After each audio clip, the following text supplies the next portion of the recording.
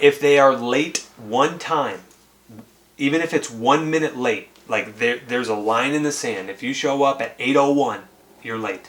What is going on, guys? It's Will Kelly with Military Lawn Cuts, where my wife and I built almost a $600,000 annual revenue lawn care business last year in 2022. And we are looking at opening up our second location here pretty soon, probably in the next 6 to 12 months. But in today's video, what we are going to be talking about is some basic questions on profit sharing, how to add a lead in Service Autopilot, and just general information on really structuring pay for performance for your employees with Sam, who owns Troops Mowing down here in Texas. So stay tuned. There's some great content for you guys. See you guys here in a bit. Cool. Well, tell us a little bit about kind of where you're at in business, so that way we can kind of get to know you a little bit, and then yeah, we're Sure. absolutely. We are down in Hutto, Texas. It's a suburb just probably 30 minutes north of Austin. We're doing technically this is our third year of operations, but the first year was me just being solo and just kind of, I guess, just for beer money and gas money, I guess. But the last year we really started putting an emphasis on hiring and figuring out how to actually run a true company.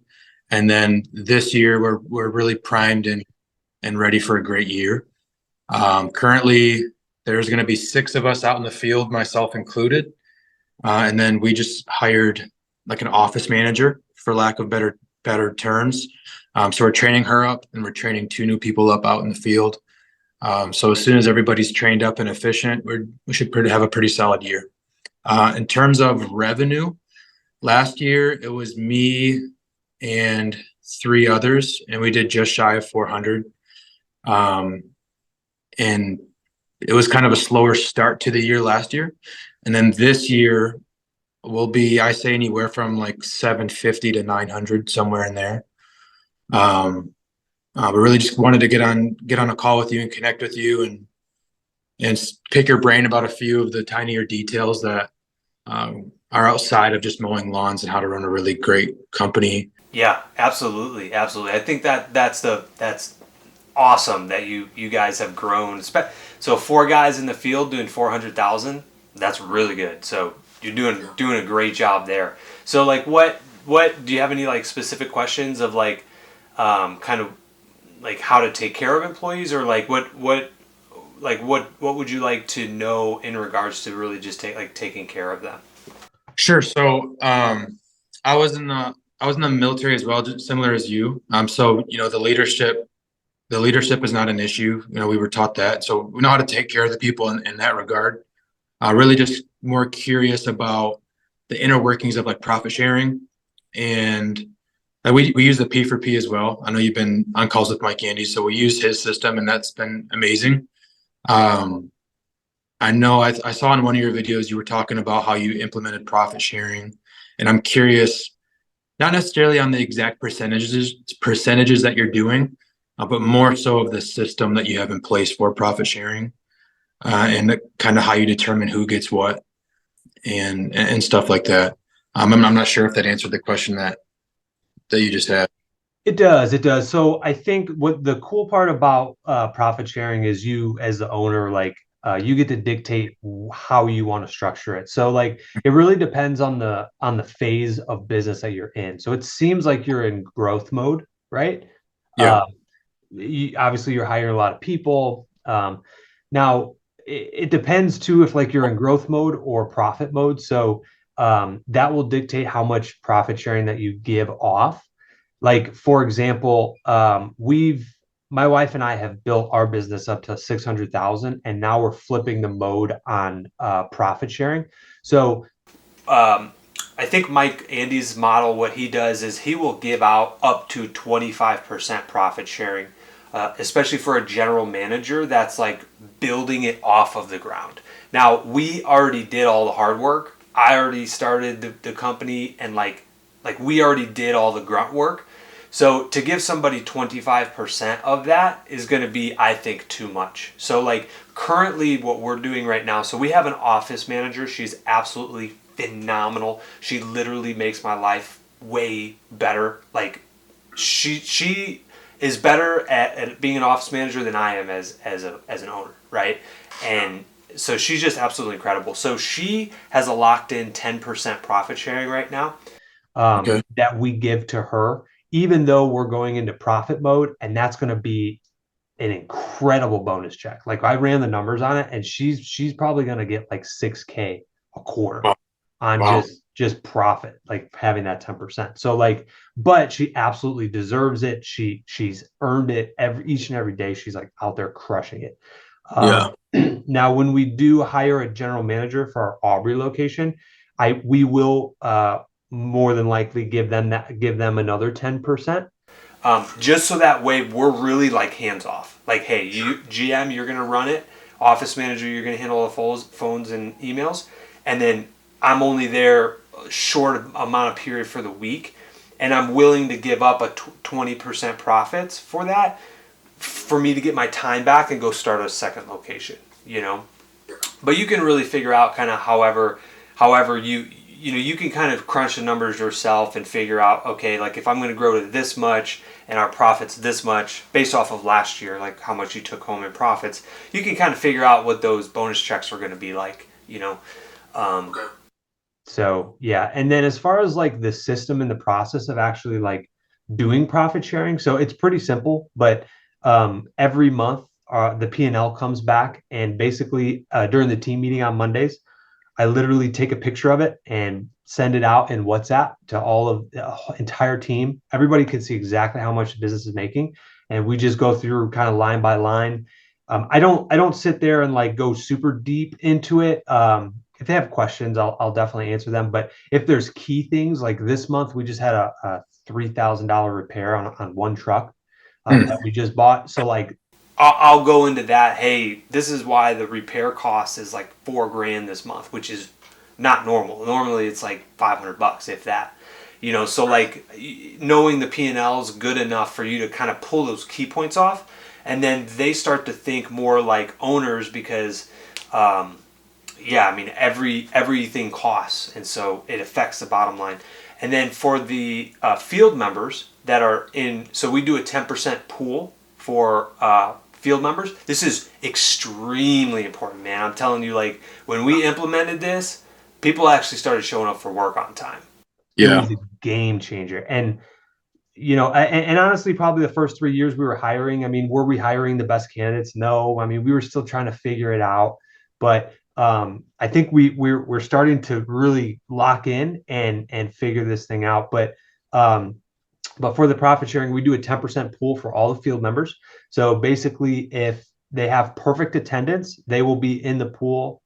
If they have perfect attendance and they work the entire quarter, they have to have worked the entire quarter to be eligible for it. And then they will be in that pool for the profit sharing. If they are late one time, even if it's 1 minute late, like there's a line in the sand. If you show up at 8:01, you're late. And if they're late once, it's half. They get half the amount of their profit sharing. If they're late or have unexcused absence twice, they are completely removed from the profit sharing. But yeah, it's incredible, like for attendance wise. Sure. So with that 10% pool, let's say there's 10 people for easy math. One person doesn't show up. Does that person's split get divided between 9 people now? So let's say like there's 10 people and 5 of them don't enter the pool. Is that 10% now split between 5 people instead of 10? Or do you guys just take that person's split and just put it back into the company's profit? It just goes right back to the company's profit. Okay. So honestly, like I want them to show up on time, but like if they don't, it's like, okay, well, I guess we'll just take your profit sharing, which I don't want to do. Like I want to give it to them, and like, but at the end of the day, if they're an employee that just is like late, once a week, it's like, okay, well, yeah, you're not going to be eligible for that. And or if sometimes it happens where they do get that second tardy, like at the end of the quarter, and it's like, man, that stinks. I'm sorry, but like, but yeah, it does not get dispersed for the eligible members. It just goes back into the bottom line for the company. Right. And I know you have to like uphold the standards, right? Because if you're lenient one time, you're gonna have to be lenient 100 times. But do you find any issues with your employees being like, come on, Will, like one time 1 minute late and it's cut in half? Like, do you ever run into that where they kind of get upset and they don't quite understand or agree with it? I do. I had a little bit. One of our previous general manager kind of asked me about that too, and so this is what my response was for him. I said, "Hey, look," I said, the profit sharing bonus is not used to supplement your income, right? Mm. It's an additional bonus incentive for you to do the right thing and be here on time. Also, um, we're giving you that bonus to for you to do the basics, which is show up on time and be here for your shift. Like majority of other businesses and companies like don't pay you for doing what you're supposed to do, right? So it's like it's something that simple, and then yeah, just really like we make it very clear to them through the orientation process what means being late, like literally 801 late, like, or so like we make it very clear initially up front of like what is acceptable, what isn't, the rules and how to play within the game, and it's up to them to play the game well, right? So that's kind of how we handle that. Okay. Yeah, great So question. yeah, thank you. So we have, I'll just show you for added context. So we start work at 7:30. Um, and typically I have a little ADD brain, so I can't just sit here and like wait around. Like I'll just get right after it. But they'll come in. Let's see if I can flip my camera. They'll come in and they'll just clock in on that tablet. Yep. But I might be running around doing other things. So there's times where the guys will get here at, let's say, like 7:25, and then I'm doing the calculations for P for the next day, and I see that they didn't clock in until 7:36. But I can't prove that. I know that they were here earlier because they were with me working. But what happens in the instance where maybe I'm out on a truck working on something and they're here, but the time clock doesn't show 7:30, it shows 7:36. What happens in that instance? Yeah, I think for that, so in this specific scenario, I don't know if you have cameras up there, but I think honestly to make it more simple and easy is to just as you grow and scale and shift through your orientation process, just make it very, very clear that like if you punch in at 7:31 or later, it's considered late. Like even if you get here at 7:28 and there's five people in front of you trying to clock in, and you can't get clocked in because there's four people in front of you, and you clock in after 7:30, it's late, right? So like just making that very clear to them that like the punch in time, like if you're here, the first thing you do is come to your clock in and and immediately clock in. Like don't go to your truck, hang out, talk, just make it very clear to them and just create that boundary up front so that way there's no questions when they do clock in late or show up last minute and there's a guy in front of them trying to clock in like right at 7:30. Okay, I got you. Yeah, that's good. That's good. Um, and then I guess for all that makes perfect sense, and I love how you have it set up. Um, do you have for your operations? Do you have it split between like crew leaders and technicians, or are they all just classified as field members? Yeah, so this is a really great question. So when we were on hourly, we used to have a crew lead and then a crew member. We have gone away with that and we have completely treated everybody on an equal playing field. We treat everybody as a manager. Everybody needs a valid driver's license. We don't hire anybody else. We used to hire like people that didn't have driver's license and we put them as a crew. All of our staff needs to have good background, pass a drug test, and have a valid driver's license. So that way they're because we treat each individual as a manager, right? They're managing their own truck. They're managing their equipment on the truck, securing it when they go through gas stations.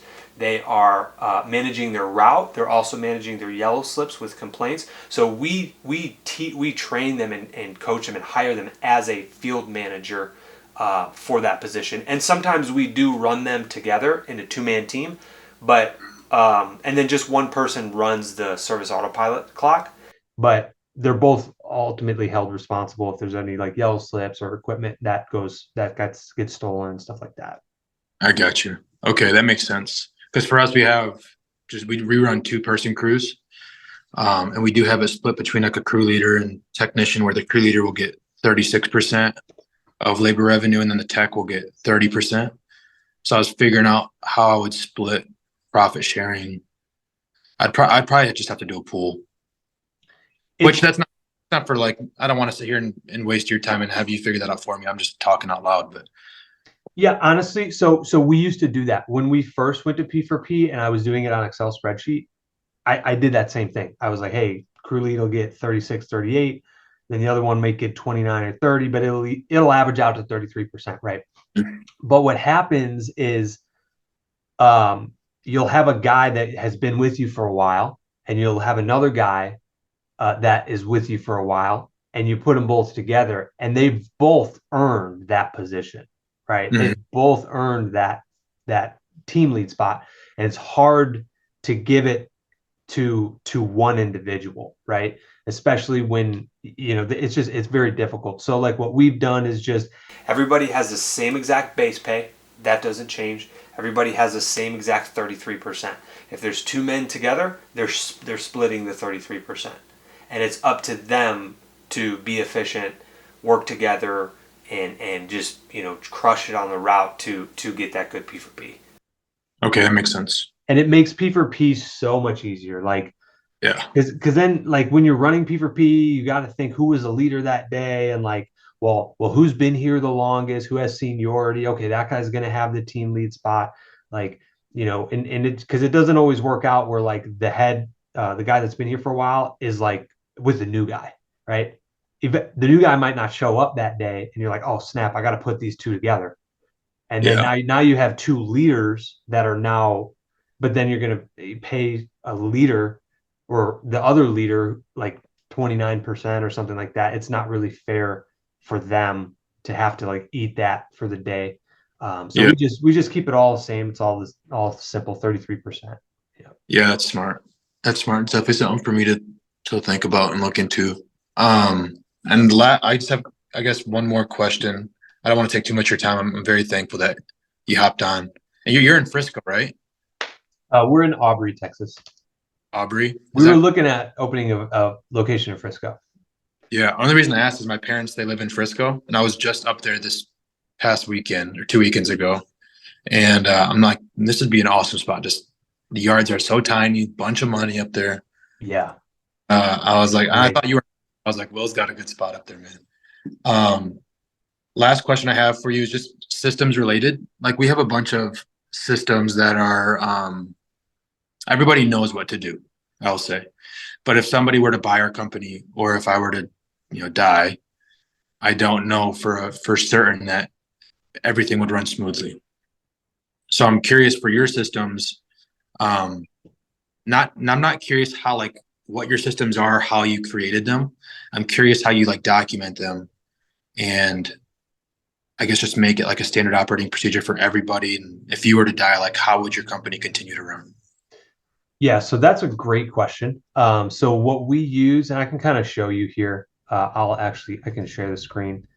So we use something called Microsoft Office here. Okay. So like when we come in here on our OneDrive, we have all of our documentation here. So when you go to My Files, it shows here. So like Salina branch, this is the new branch that we're potentially going to be opening here. And then Frisco McKinney branch, again, that's another location that we have our eyes on to opening. But like, and we have a hiring folder, owners folder, profit and loss statements, standard operating procedures. So like our office manager has access to this.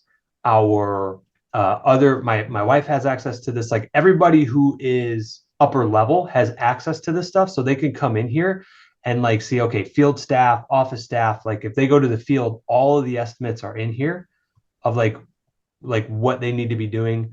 The other thing, like, I mean, there's just a lot in here for like office staff too, of like all the SOPs of like just everything that we basically do. But it's all, and like what's nice about this is we can access this anywhere. Like I can Right. access it from my phone, they can access it from their phone or computers. If our internet goes out, all we need to do is get internet again. And like if my computer crashes tomorrow, it's all here, right? It's in the cloud. But just getting something that's centralized like this that you can use that that you can share those documents to and from like your key leaders, I think Yeah. we'll definitely put that in place. Yeah, absolutely. So So like the one thing that you one SOP that I saw was like how to create a lead in Service Autopilot. Um, did you like dumb that down where it's just, or do you have like pictures and arrows or like how um, look? yeah, we can pull it up real quick. Let me see. Um, so I do have it on the OneDrive, but I'm actually going to pull it up on my computer here just because I can search it better. Let's see. And were you, while you're pulling it up, were you Army? I was in the Army for almost 6 years. Nice. What was your MOS? 25 Bravo IT specialist. Nice. I worked with a lot of 25 Bravos. That's awesome. Yeah. You were in the military, right? Yeah, I did Army 6 years and I was 14 series. So I was shooting missiles if I needed to. Nice. Yeah, so went from that to mowing lawns. Yeah. Hey, there's a lot of money to be made in mowing lawns. So Yeah, there absolutely is. all right, so this is kind of a breakdown of like our SOP for like creating a new lead. But again, this is like really the first document that well, outside of map, we do training on mapping a property with our new office staff. But yeah, I mean, this is one of the first basic SOPs that they run through. So creating a new lead, standard operating procedure. So before you begin, we kind of try to give them like a scope of what's going on. So just capturing the 6 core pieces of information: first name, last name, email, phone number, property address, and then how they heard about us, which is very, very important for marketing, analyzing. And then just really creating that boundary. Like if they refuse any of this information, then we need to let them know that our system requires the information in order to generate pricing. If they're unwilling to provide it, then we would not be able to service them. So that way they have a full understanding of that. And then it just goes into like creating a lead. So click the green plus sign and then enter the following information, all this stuff. And then it goes through like just kind of the tab bars up on top for Service Autopilot Hmm. for office notes and then sales. And it just kind of goes through that whole thing. And then, yeah, just, I mean, reviewing the client's page once it's created. And then it's just basic stuff of kind of, it's more like maybe like tasks or checklists of like what Yeah, they need to do. But yeah, they just kind of use this at the beginning until they've done it a few times to where it's kind of like just repetitions. yeah, no, I like that. It's pretty simple to follow. I was trying to create something like that, and it was just like step one, subtask A, subtask I. I'm just like, it's going to be a lot of time invested into that, and I would hate for I would hate for me to invest all my time into that and have it still be confusing to somebody reading it. Um, Yeah. Yeah, I think what helps, number one, is like putting a just kind of like a just like an overview of like what the SOP is and like what's the goal. Like what is the goal of the SOP to start, right? And then once you get into it, which this one's pretty simple, there's only one big category. But I would sit down and be like, okay, what are my big key points? And then create that as like, okay, this is one bold underline, like that's a big thing. Like create the lead. Okay, here's how we do it: A, B, C, D, and then go into that. And then the next one would be like, okay, how to book them for reoccurring services, right? That's like a huge pivotal moment within, or like how to add a card on file. Like that's a big thing. Okay, here's go to the top, click add card, punch in that information, and then just kind of making it simple and stuff like that. Um, I think is pretty straightforward. nice. Yeah, that looks great. That definitely answers all my questions. Cool. Awesome. There was one thing that let me see, how do I get this back to being big? There was one thing that I had thought about when we were talking about P for P that I wanted to mention. So um, the the other reason why I would recommend going to a flat like 33%, and yours might not be 33% on P for P, Mhm. evenly split between the two members. So like in a scenario, actually, let me see this real quick. Where did my calculator go? in a scenario where you do have um, two people that are working together, one of the reasons why I would recommend to just have it streamlined and equal is number one, I think it's going to have the real true team lead train the other person up to standard better because like we're both getting an even cut. Like there's no like, hey, I've been here longer and you're kind of the new guy, right? Mm. It's if you're not performing well, it's cutting into my paycheck. So I'm going to make sure if I'm out there that I want to try to get them up to speed as best as possible and teach them all the little tricks and stuff. The other thing it does is it opens the door for your new people to come in and from day one, potentially, if they're more efficient and work hard and have the skill, surpass somebody who's been there for 12 months. Yeah. Because sometimes the guys that have been there the longest get a little complacent, and sometimes you need some new legs and new fire to come in and spruce things up. Somebody who can jump right into the systems and just I mean, with us, we've been growing so fast that we're like what we did 6 months ago is completely different to what we're doing now. So like the guys that have been here 6 months ago, they're like, oh well, we used to do it this way, and it's like sometimes hard for them to conform when a new guy comes in, gets plugged into the systems. They're like, oh, this okay, so this is what we do. All right, easy. Like, and then it's like for them, it's almost easier, and then so they have the ability to just really make as much as a guy that's there. So um, That point. yeah, it's a complete even playing field. Everybody has the same base pay. Everybody gets paid P for P the same, 33%, 1/3 of the revenue. And it just, the harder you work, the better you're at your job, the more money you're going to make. And the great part is it's not up to you, it's up to them. Yeah. So, Yeah. I mean, that's a good point because we literally just like this week switched to 36 and 30 compared to 33 flat. And my idea behind it was to give, I guess, like motivation to the technicians to become a crew leader and not feel like, oh, they're only going to be this for forever. Um, and as we grow, like we have a 10-year plan to open up a few different locations like you're doing and one day have regional managers and all that. So we kind of wanted to have some sort of tier to where like, okay, I'm here, but I can be here. And with that promotion comes, financial gains as well. So it's kind of my motive behind it, but I have to sit here and ask myself if that risk is worth the reward, for lack of better terms. Does it come with more headaches having those two different tiers? And the answer is yeah. But is that worth, I guess, the benefit? And it's something I have to figure out. But you're bringing up all good points of having a flat 33 because there's going to be certain scenarios where I'm just like, shoot, it's going to be tough to do math and all that. But for your yards, are they like small push mower ones, or are they like zero turns? Like what size yards are you guys doing?